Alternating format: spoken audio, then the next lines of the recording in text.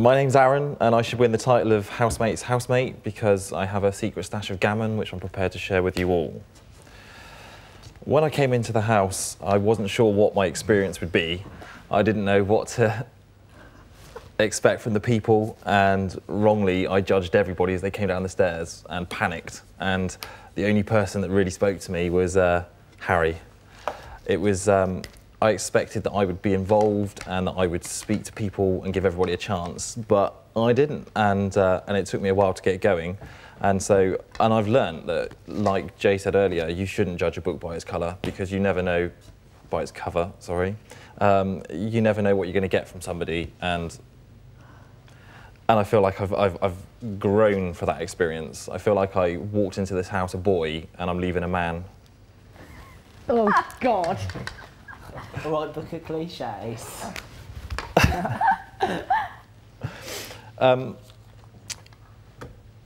In regards to have I failed to do anything in this house, I wouldn't say there's anything specific that I failed to do, but someone gave me some excellent advice before I came in here, and that was that life is about joining in. And there's been many times where I don't feel like I've joined in, I've just watched the series happen in front of me. I seem to have been involved in a lot of stuff, but life is about joining in, and I should have heeded that advice better. When I came in here, I didn't set out to be any kind of housemate. I came in here a nervous wreck because I knew I was coming in here to be myself, and that meant whilst the people in here would only know me as me, it meant that I was coming in here and my mum was going to see me and my dad was going to see me and my brother and my friends, and I've never really felt like I could be myself around people because I've never really felt accepted in that way. And I would love that my family and friends would watch this, and when I come out I can just be myself around everybody and be greater for the experience of Big Brother.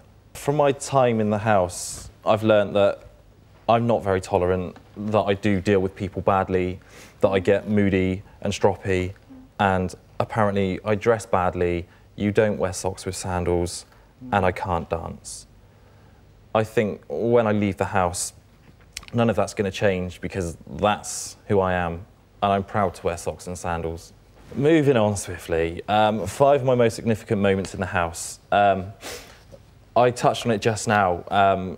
Harry, during that first week, was a tower of strength for me. Nobody really gave me much of a chance, and I was up for nomination quite quickly, and I would have been stuck without Harry, I think. The amount of time we spent stood in that kitchen, just talking and washing up, it gave me strength. The hardest thing that's happened to me, I know he had a lot of impact on everybody's time in here, was when Mark left the house. I felt half a person when he left because he had pulled me out of this shock that I was in. I wasn't coping well with being here.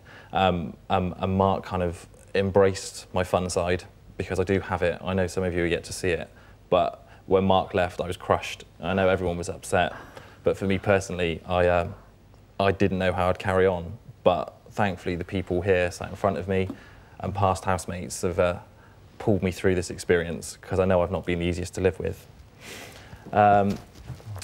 Another kind of down point, I guess.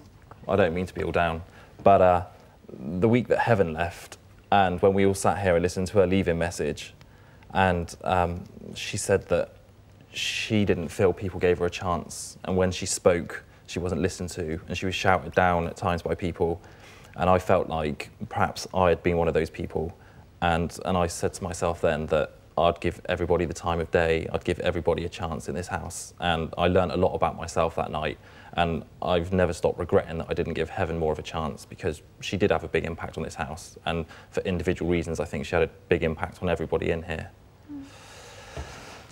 Okay, let's lighten the mood.